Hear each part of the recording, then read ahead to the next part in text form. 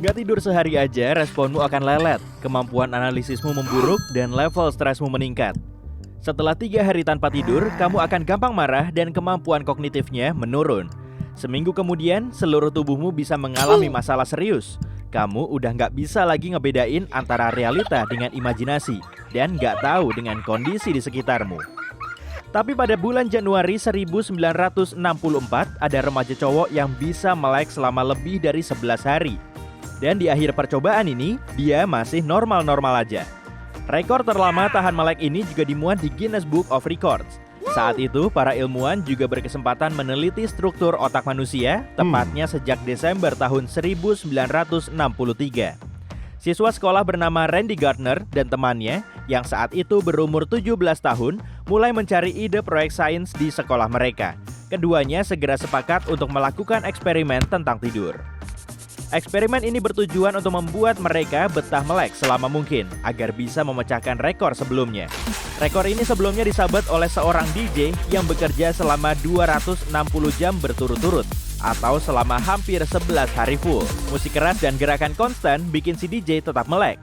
Tapi Randy ngerasa kesulitan kalau harus menyibukkan dirinya terus-terusan, terutama di malam hari. Awalnya, proyek sainsnya ngebahas topik soal pengaruh insomnia pada semua kemampuan manusia. Tapi Randy dan temannya segera tahu kalau peralatan eksperimen mereka kurang memadai. Kemudian mereka mengganti topiknya menjadi dampak kurang tidur terhadap kemampuan kognitif dan keterampilan bermain basket. Randy harus tetap aktif, sedangkan temannya membantu dia tetap terjaga. Awalnya semua prosesnya berjalan lancar, dan teman Randy mencatat semua perubahan kecil yang terjadi di tubuhnya. Randy bisa melewati 2 hari pertamanya dengan mudah. Dia selalu berdiri dan gak mau tidur. Selama itu, dia kelihatan bersemangat saat berolahraga, sedangkan temannya mencatat semua detail kecilnya di buku harian. Tapi di hari ketiga, temannya malah ketiduran sambil senderan di dinding selagi nulis. Untungnya, Randy masih terjaga. Kedua remaja ini segera tahu kalau mereka perlu bantuan tambahan. Mereka mengajak satu teman lagi untuk gabung, lalu menulis artikel di surat kabar San Diego. William Damon dari Universitas Stanford tertarik dengan eksperimen tersebut setelah membaca artikel mereka. Mungkin saat itu, Damon menjadi satu-satunya orang yang mau meneliti fenomena tidur. Setelah semuanya siap, Damon langsung mendatangi Randy. Dari sini, keempat orang tersebut tergabung dalam eksperimen tidur. Mereka ngetes indera pengecap, pendengar, dan penciuman Randy. Dan 3 hari kemudian, kemampuan kognitif dan sensoriknya mulai menurun. Keesokan harinya, Randy mual-mual. Dia mulai mengitari seisi rumah dan nemu jeruk. Bau jeruk ini bisa membantunya meredakan sensasi kurang nyaman. Kedua teman Randy tidur bergantian. Mereka selalu menemaninya biar dia nggak bosan. Kalau sampai sedetik aja matanya terpejam, dia akan langsung tertidur. Suatu hari, mereka main basket selama berjam-jam tanpa henti. Lalu dilanjutkan dengan main bowling di hari berikutnya. Saat malam hari, kondisinya malah memburuk. Mereka nggak tahu harus ngapain lagi. Bikin Randy tetap melek, lama-lama juga membosankan dan terasa sulit. Tapi ternyata setelah seminggu tanpa tidur, Randy masih jago bermain basket. Performanya juga lebih baik dari teman-temannya. Ucapannya terdengar jelas dan logis. Kebanyakan surat kabar di Amerika Serikat mulai nulis soal eksperimen itu. Dan Randy seketika jadi seleb dadakan. Inilah yang kemudian membantunya tetap terjaga. Ilmuwan lain juga datang untuk mengamati eksperimen mereka. Dengan bantuan latihan matematika, mereka menguji kemampuan intelektual Randy. Dan ternyata hasilnya nggak memuaskan. Saat lagi ngerjain soal matematika, dia mulai nggak tahu dengan kejadian di sekitarnya dan aktivitas yang dia lakukan. Tim peneliti juga memindai otak Randy, kemudian mencatat aktivitasnya. Akhirnya, eksperimen ini hampir selesai. Beberapa jam lagi, Randy akan bisa memecahkan rekor. Dan dia udah nggak tidur selama hampir 11 hari.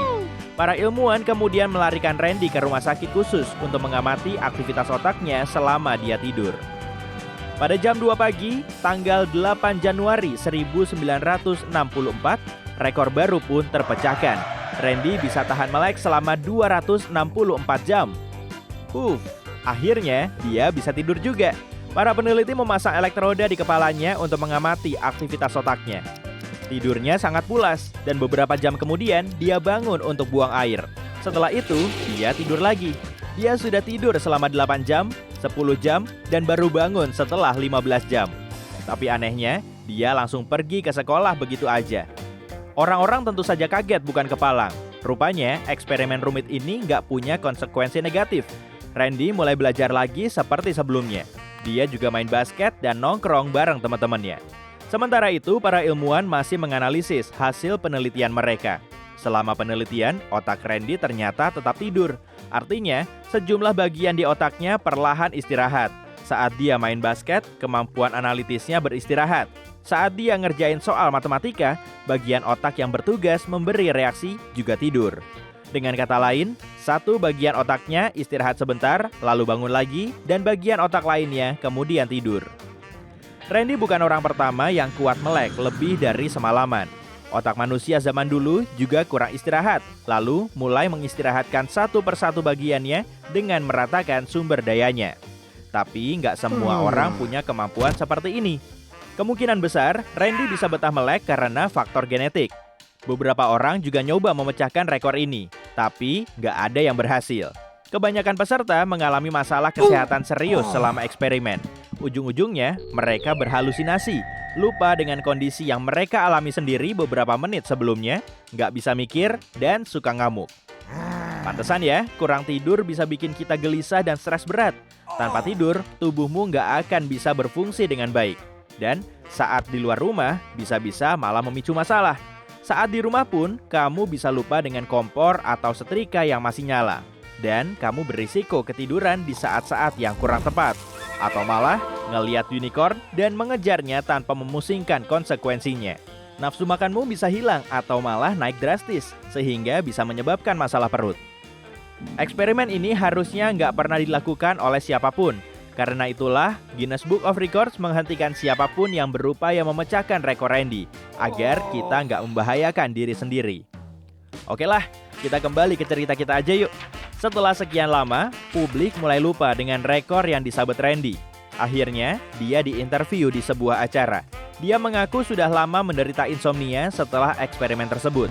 Selama bertahun-tahun, dia berupaya mengatasi masalah ini.